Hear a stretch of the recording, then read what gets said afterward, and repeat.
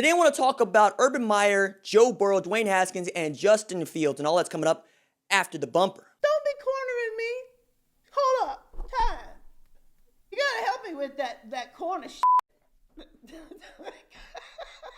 What's up, kinfolk? It's RJ Young. I am not on a step mill. Consider hitting the like and subscribe button because I upload a video every single day. It's always college football related, sports related. We have a good time. Today, I want to talk about Ohio State quarterbacks, in particular, the three that have received the most acclaim here recently. They are Dwayne Haskins, Joe Burrow, and Justin Fields, right? Now, Joe Burrow and Justin Fields are contemporaries in a way that Joe Burrow and Dwayne Haskins are contemporaries. He's an interesting bridge to look at when you're looking at these three quarterbacks.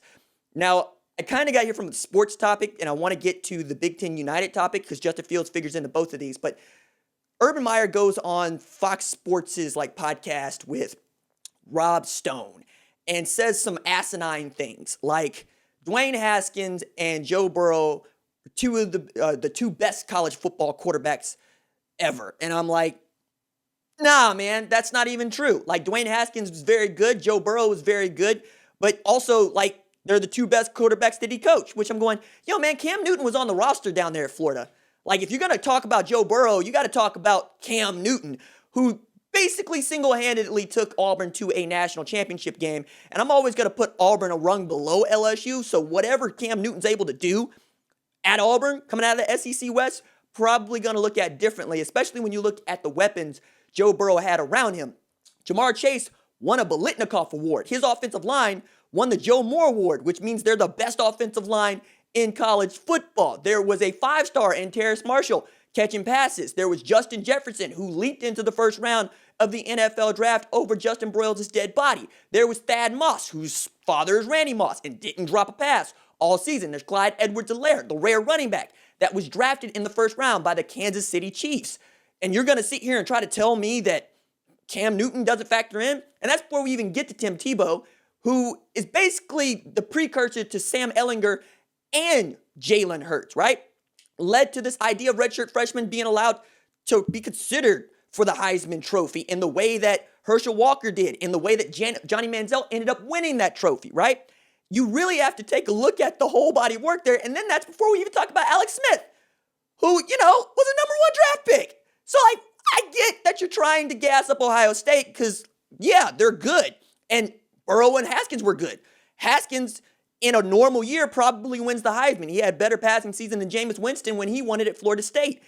But to say that they're the two best, no, man. And JT Barrett and what he meant to that program is ridiculous. That was a three-time captain for Ohio State, one of just two. The other one is Tuff Borland. He's on the team right now.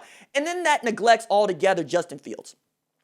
And while Justin Fields did not have the statistical season that many others did, I mean, Chris Robinson at Florida Atlantic threw for 500 more yards than Justin Fields to show you just how the stats can be skewed and stupid. But Fields was also a terrific quarterback and really point guard for a good offense and one that was predicated on running the football. He had a 2,000-yard rusher and still managed to pass for 3,200 yards. That's not a small thing. And now this year, he gets to add to Garrett Wilson and guys like Mookie Cooper and Jackson Njigba Smith, a dude like Julian Fleming, which is just ridiculous when you think about it. And then when you think about those wide receivers and who they get to go up against in practice every day, 7 defensive backs drafted in the first round since 2016 come out of Ohio State, which means those wide receivers get to go up against those DBs like Sean Wade, Josh Proctor every day in practice, right? Then added that Justin Fields didn't really throw picks like that, right? I think he threw 2 last season. He was just outstanding. And now he has an opportunity to really take another leap forward for social change and the way that we view athletes and athletes' rights, as Big Ten United dropped their proposal and their list of demands, and it was a little better thought out than the Pac-12, but that's no shade to the Pac-12. It's hard to be first, and I think they laid some groundwork there that allowed for the Big Ten United to even get to where we're talking about them.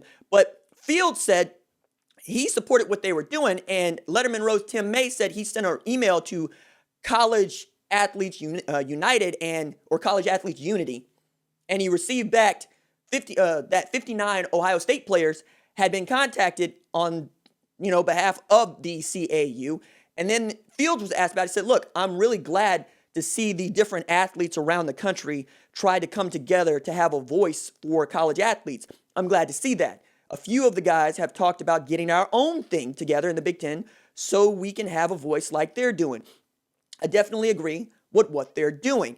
And I think that you should too, because what we're talking about is medical red shirts due to the pandemic, honoring scholarships, better testing, uniform testing protocols across the nation. And because this disease disproportionately affects black people, the majority of which is made up of college football, I would like to see this as well, because this is not just a race issue, this is a health and safety issue. Those two things are one and the same right now because of how likely you are to catch this thing and how it can affect your family and the people around you. We've already seen projected first-round draft picks in Micah Parsons, Rashad Bateman, and Caleb Flaherty decide they're not going to play football this year and just concentrate on the NFL draft, because why risk it when you have the tape and you have the accolades that they do? And I don't expect them to be the last ones to do that.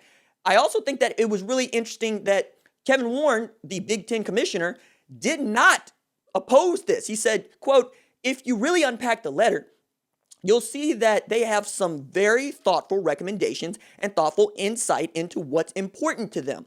Many of those things we're already doing, but because I always embrace really healthy communication with people in the Big Ten, especially our student athletes, I'll spend some time with the letter, and I'm sure I'll have some communication with them." Again, we're talking about Big Ten COVID-19 medical protocols. We're talking about how the athlete's voice is heard, that it's in this conversation because it's been conspicuously absent in this conversation, and I've said that repeatedly. I think that all of this is going to resonate with some in a negative way because we just don't have the right mindset to try to take in what these athletes are telling us as a country, though I'm on their side, and I believe that they're going about it the right way. And I want you to put compensation and economic gain to the side there for just a second. It's a topic that we're going to talk about, but right now we're talking about keeping everybody safe, right? Isn't that what we want? We want everybody to stay safe because that's what I thought we wanted. I want the kids to be able to play football if it's safe, and the only way to safely do it is inside a bubble. But to build a bubble for college football players and not for, say, the university at large, is to acknowledge that they are labor and workers. And that would mean that the NCAA has to give up their sham, their bold-faced lie that college football players are amateurs, that they're student athletes, because they're not. They're generating billions of dollars each and every year. Not only should they get some of it, they should have a say in how it is achieved. That's what I would want for myself. That's what I would want for you. All right, that's it for me. Deuces.